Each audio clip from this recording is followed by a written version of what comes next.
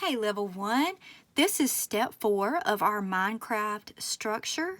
One thing that I failed to mention last time was just this center square. If you look at this center square, I made a big X on it, and as you can see, it's got the ceiling here, the floor here, and the two walls here. On step 5, which is the next one, it's going to be an optional step. I'm going to show y'all value shading on this thing, so you'll see that there is actually the hallway and the floor and the ceiling on this a little bit more. So I added some things that weren't here before. I added some squares in our background here. What y'all are going to need to do is a minimum of 5 different squares. They can be of different sizes and that sort of thing in your background and your foreground. You could do some in your middle ground if you like to. These can actually be the size of your cutouts if you want to do something like that, like they actually came from the cutouts, or they could be a totally different size. They don't have to go with the cutouts, but that was just an idea that I had. So let's get started with this. We're going to add a little bit of dimension to our squares, and this will be a really nice review. We're going to take our corners of the ones that are above the horizon line and line these up to our vanishing point. And like what we did before, we're going to show our work a little bit with a dotted line going to that vanishing point. And we know the ones who are above the horizon line are actually going to be showing the side and the bottom.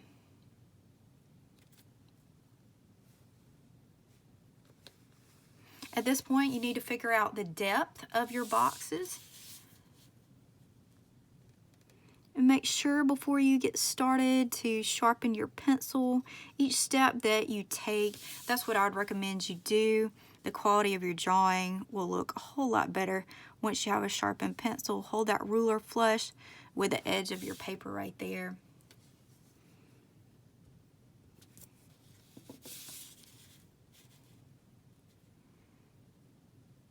As you arrange your squares onto your paper, think of things like balance, think of things like interest. Where do you want these? These are kind of like a frame for the actual structure. So how are you going to help to create movement with these pieces? These really do add a bit of interest in that way to your actual structure.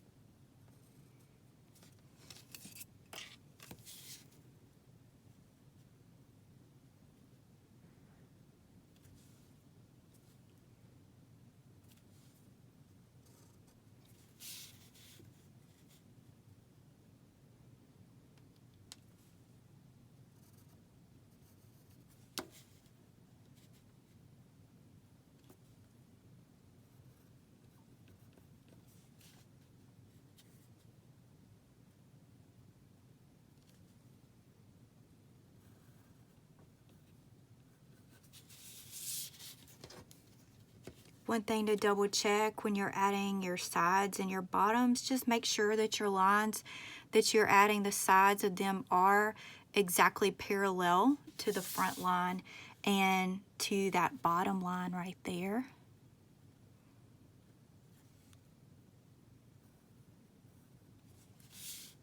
Okay, so we've got ours that are above the horizon line.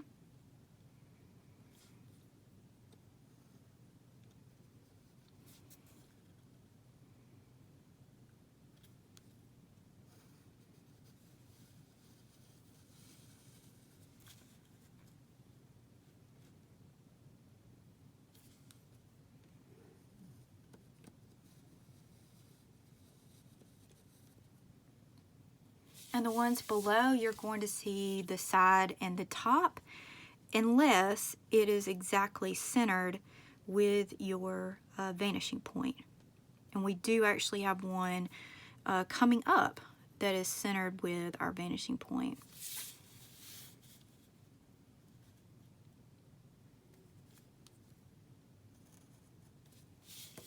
So let's look at this one in particular. So this one is centered. So all you're going to do is actually show the top of this. So we're going to take our top two corners and we're going to line those up with our vanishing point.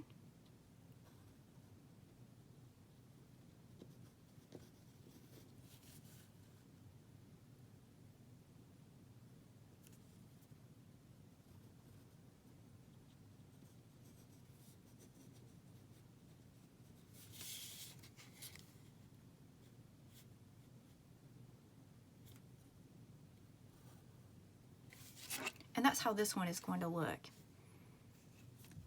So it looks like we have 1, 2, 3, 4, 5 boxes. We have the minimum amount. You could have some out on either side here and down here. You can make them go forward if you like. You can make them bigger as they come up to the foreground and smaller as you go to the background. You got some little bitty silhouetted looking ones back there. So I did do the bare minimum of this, but I did want to give you an idea as to how to create that movement, that interest in your piece. To me, art is not art if it doesn't have that. You need to have that to create some emotion for your viewer when they look at your work. All right, so the next video that I'm going to show will be step 5. This is an optional one. This will be showing a little bit of how we're going to add value to your work. You can stop at step 4. This will be good enough to turn in if you'd like to stop here, but if you'd like to learn a little bit more about value, you can check out step 5. Y'all have a great day.